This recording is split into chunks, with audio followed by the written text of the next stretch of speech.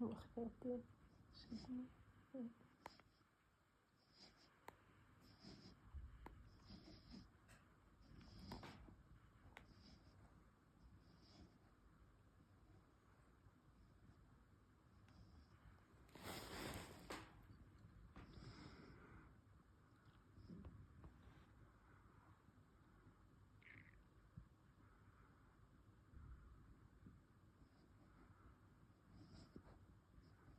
Gud, han drømmer da.